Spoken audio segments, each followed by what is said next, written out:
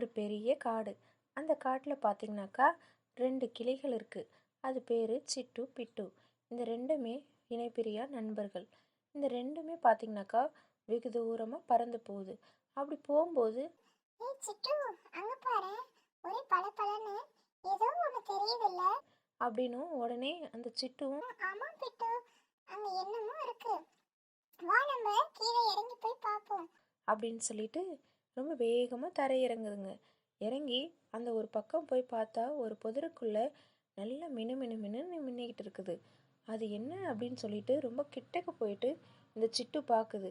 பார்த்துட்டு சொல்லுது, ம் பிட்டு, இங்க பாரு, ஒரே மினுமினுன்னு இருக்கு. இது வந்து ஏதோ தங்க முட்டை மாதிரி இருக்கே. இத பார்த்தாலே ஒரு வித்தியாசமா இருக்கே.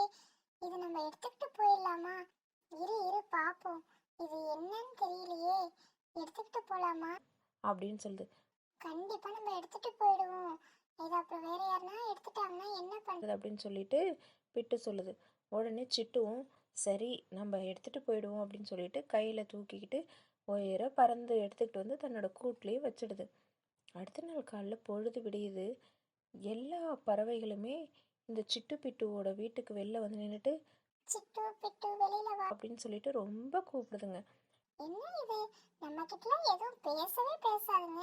இப்ப என்ன நம்ம வீட்டு வெளியில வந்து நம்மள வந்து கூப்பிட்டுட்டு இருக்குங்க. அப்படின்னு சொல்லிட்டு வெளியில் வந்து பார்த்தா அந்த காட்டில் இருக்கக்கூடிய எல்லா பறவையுமே இந்த சிட்டு பிட்டு வீட்டு முன்னாடி இருக்குது.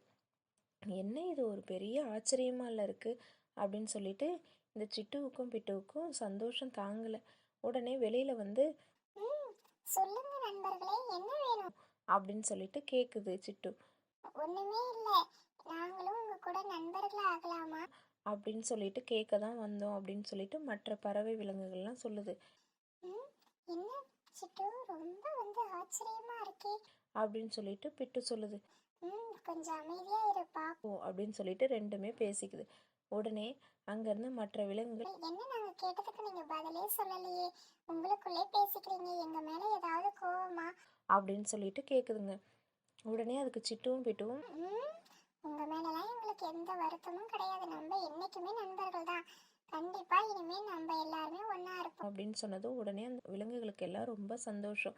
சரி நம்ம சாயந்தரமாக வந்து ஒன்றா பேசுவோம் அப்படின்னு சொல்லிட்டு எல்லாம் பறந்து போயிடுது. உடனே எல்லாரும் போனதுக்கப்புறம் இந்த சிட்டுவுக்கும் பிட்டுவுக்கும் ரொம்ப ஆச்சரியம். ஐயோ, நம்மளும் இந்த காட்டுல 5 வருஷமா இருக்கோம். யாருமே நம்ம கிட்ட வந்து கூட பேசவே மாட்டாங்களே. ஆனா இப்ப என்ன, எல்லாரும் தானா வந்து பேசுறாங்க. அப்படின்னு சொல்லிட்டு இந்த சிட்டு வந்து பிட்டுக்கிட்ட கேட்குது. அதுக்கு பிட்டு சொல்லுது, ஆமா, எல்லாம் அந்த தங்க முட்டை வந்த நேரம் தான் போல. தானாவே எல்லாரும் வந்து பேசுறாங்க. இன்னும் நமக்கு என்னென்ன ஆச்சரியம் நடக்க போதோ தெரியல. உடனே திடீர்னு அந்த காட்டோட ராஜா வராரு. அந்த காட்டோட ராஜா வந்து எங்கே சிட்டுவையும் பிட்டுவையும் காணோம் அப்படின்னு சொல்லிட்டு தானாக தேடி வராரு. என்ன இப்போ ராஜாவே நம்மளை தேடி வராரு அப்படின்னு சொல்லிட்டு இந்த சிட்டுவும் பிட்டுவும் திரும்பவும் வெளியில் வருது. சொல்லுங்க ராஜா, இனிமே இந்த காட்டுக்கு நீங்களும் தலைவர் ஆகலாம். நீங்க மற்ற இங்க இருக்கக்கூடிய எல்லா விலங்குகளையும் நீங்க பாதுகாப்பா வந்து கவனிச்சுக்கணும். எல்லாருக்கும் நீங்க என்ன உத்தரவு வேணா போடலாம். அதை வந்து செய்யறதா மற்ற பறவைகளோட வேலை. இது நான் ஒரு ராஜாவா உங்களுக்கு உத்தரவிடுறேன். நான் கொஞ்ச நாளைக்கு இந்த காட்டுல இருக்க மாட்டேன்.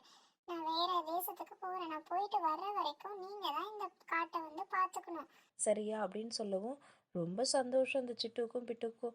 ஒரு ராஜா அவரோட இடத்தோட பதவியை நமக்கு கொடுத்துட்டு போறாரே அப்படின்னு சொல்லிட்டு ரொம்ப நன்றிங்க ராஜா. நீங்க போயிட்டு வரதுக்குள்ள இந்த காட்டை நாங்க எப்படி வச்சிருக்கோம் பாருங்க. அப்படின்னு சொல்லிட்டு சொல்லுது இந்த சிட்டுவும் பிட்டும். உடனே ராஜாவும் போயிடுறாரு. திரும்பவும் வந்து கூட்டுக்குள்ள வந்து ரெண்டுமே பேசிக்குது. இந்த பாரு சிட்டு, இந்த தங்க முட்டையை நம்ம எக்காரணம் கொண்டு யாருக்கும் இத பத்தி சொல்லவே கூடாது. இத பத்தி சொல்லவும் கூடாது. இதை யாருக்கும் கொடுக்கவும் கூடாது. இதை நம்ம தொலைச்சிடவும் கூடாது. ரொம்ப ஜாக்கிரதையா இருக்கணும். நம்ம இந்த அளவுக்கு இருக்கிறோம்னா அதுக்கு இந்த தங்க முட்டை தான் காரணம். இத்தனை வருஷமா இருக்கும். யாராவது நமக்கு இந்த மாதிரி ஒரு பொறுப்புலாம் கொடுத்தாங்களா? நம்மள என்னன்னு கூட கண்டுக்கல. நம்மள எவ்வளவு உதாசனப்படுத்தினாங்க. இப்ப பாரு, இந்த காடே நம்மள தலையில தூக்கி வச்சு கொண்டாடுற அளவுக்கு இந்த தங்க முட்டை வந்த நேரம். இந்த தங்க முட்டையை நம்ம ஜாக்கிரதையா பாத்துக்கணும் அப்படின்னு சொல்லிட்டு சொல்லவும் அங்கே ரொம்ப தொலைவில் இருந்து ஒரு கழுகு வந்து பார்த்துடுது. ஓ, அப்ப உங்களோட இந்த வளர்ச்சி காரணம் இந்த தங்க முட்டையா? அப்ப அதை நான் எடுத்துக்கிட்டு போயிட்டா நான் தானே இந்த காட்டுக்கு ராஜாவாவேன். இன்னைக்கு நைட்டே அதை நான் எடுத்துக்கிறேன் பாருங்க. அப்படின்னு சொல்லிட்டு அந்த கழுகு வந்து திட்டம் போடுது.